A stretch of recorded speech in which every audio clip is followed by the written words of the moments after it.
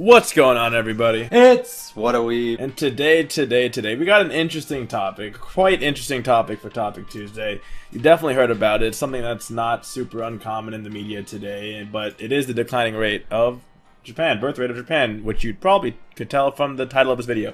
As well as all the times Derek had kept mentioning it in past Topic Tuesdays. Yes, we're finally talking about it. Oh my god. It's a serious topic, and it requires a lot more research than other topics because there's so many reasons why and the effects it has. This video itself is not everything by itself. It's just the key factors for the economy and why it happens. But anyway, getting back to it. So what is, a declining birth rate? What does that mean for a country? That means there's less children, and that the population is more elderly heavy. It's especially bad when deaths start to outpace births. I believe it's called the replacement rate. So the replacement rate is, I believe, negative in that sense because more people are dying than being born. And that's bad. But then you could see how that could lead to a lot of economic and social problems in society. The economic being no one to support. Like let's say that happened in America, you have Social Security. The younger generation will no longer be able to pay for the elders' Social Security, etc. Same thing, similar case in Japan, actually.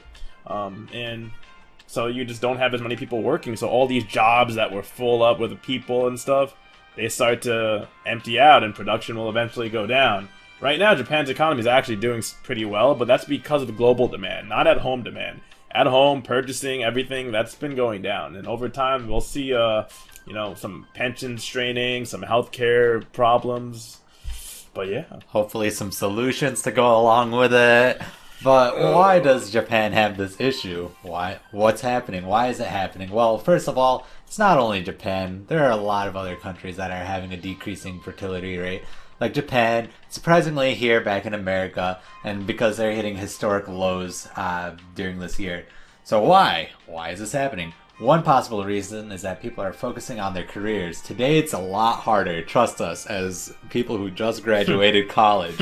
It is so hard to actually get a job. So it's a lot harder for a parent to support an entire family. So women and men have to focus on their careers first, and then children take like a later place in their life, if at all.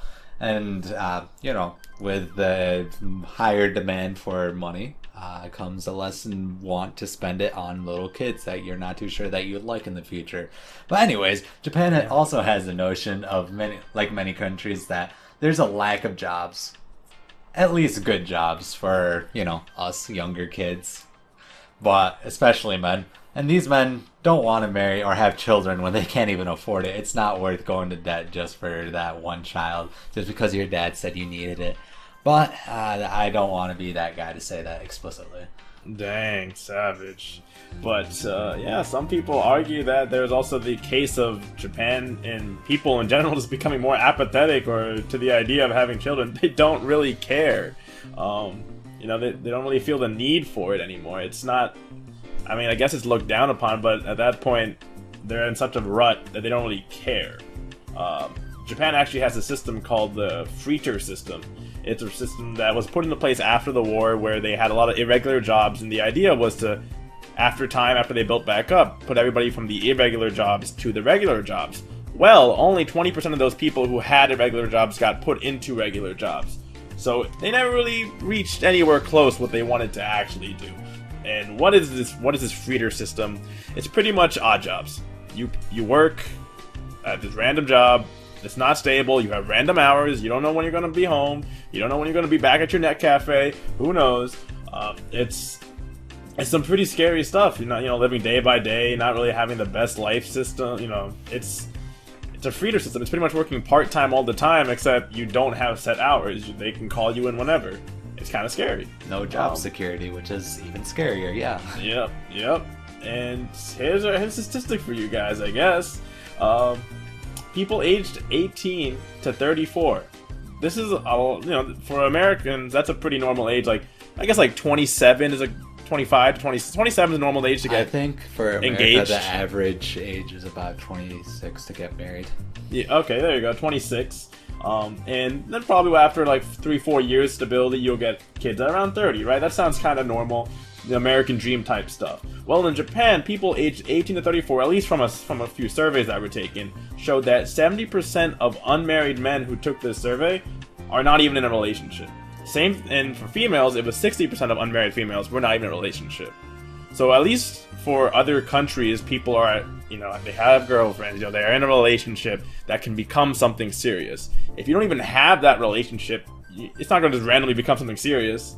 You need to have that build up first, so you have to be in a relationship to have that marriage. It's not going to come out of thin air. Not going to. What are you talking about? Just like any anime, like romantic anime, you just fall in love with the girl, and then boom, it's good. Boom. Like girl falling from the sky, some random angel from a different planet. That doesn't happen in real life. Boy, I'm sorry. I just need Sendra to fall in my arms just like that. But it's still it's just a crazy statistic. That's what 60 to 70% of an entire age group aren't even in a relationship, and this is an adult age group, not like 13-year-old. I have a girlfriend. This is actual people who are out there in the world. Man. Yeah. Take it from here, Nestor. God. Yeah, it's rough. Yeah, it's really rough for these. I'll specify on the men mostly for this part, because the men with irregular jobs, they become net cafe refugees and they literally live in net cafes because they can't count on their job, and they make about $1,800 a month. That means coming out of college, and that's about $21,000 a year, not counting taxes or living expenses. I don't know about you, but that's well below the poverty line over here in America, and we have a lower cost of living over here, which is very scary when you think about it.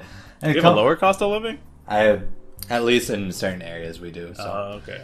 If we try to move to, big city, they're basically going to be the same. Like where I am. Yeah, but if I move to nowhere, Idaho, it's going to be cheap. But True. It's all regional, and it's just an average at that point. But anyways, companies.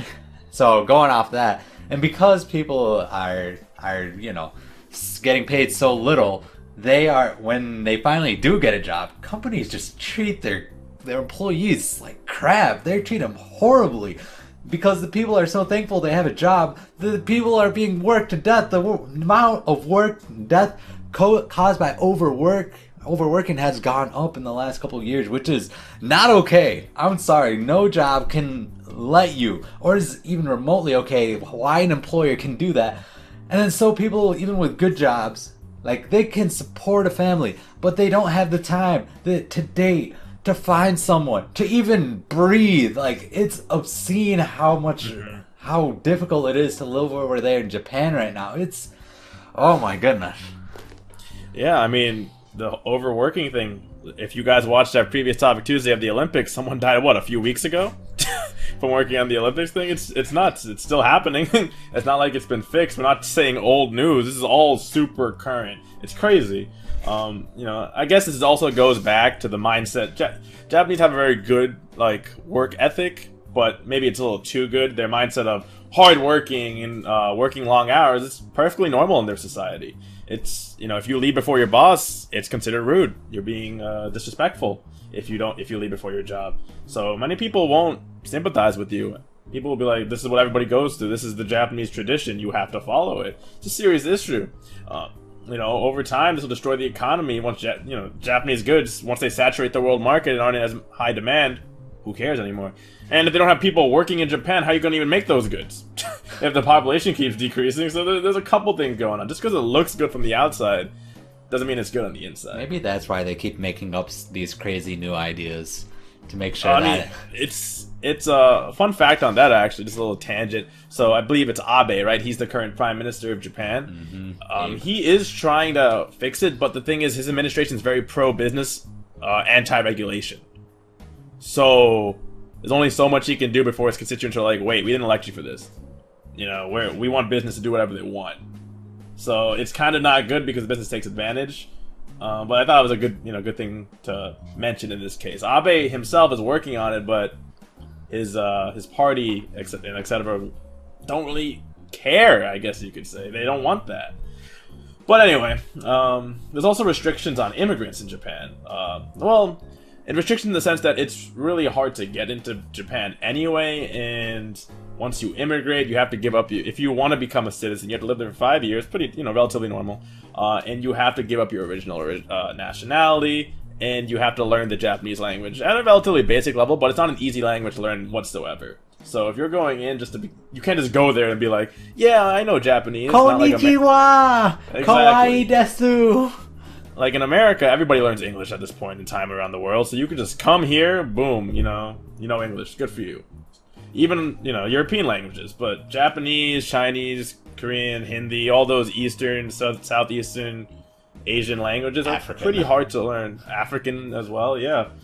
But, I mean, even today, it's hard for someone who is Japanese to get a house, let alone get a job, unless you're like being an English teacher or something. They're pretty xenophobic in that case. They don't really want foreigners coming in because a lot of them don't feel comfortable with foreigners because they look different. Yes, they're racist. Yep. Yeah, and this area of topic has been a great interest in Japan, believe it or not. So there have been a few anime and manga that have been covering this topic, and recent anime that's going on this season, Koitsu Uso has been talking about that exact same topic because the first episode they were talking about the declining birth rate, and so they decide to the government implements a system where the government decides who you're going to marry, and that takes care of that nonsense, and they use like the special system to make it a little more dramatic. But the basic idea is that you're arranged marriage through psychology, what you come from the past, and they broke it down to a science, which I thought was really cool. But it's like, it was a pretty good answer to this kind of problem that I think that could be cool, but at the same time is very, lack of a better word, intruding as a government, because ethical problems there, I think.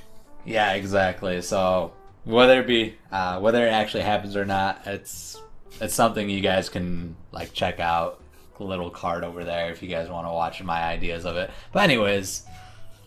Oh yeah, so yep, this was definitely a lengthy and information-heavy topic Tuesday. It's about like 12-13 minute topic Tuesday, I believe, and we didn't even cover everything.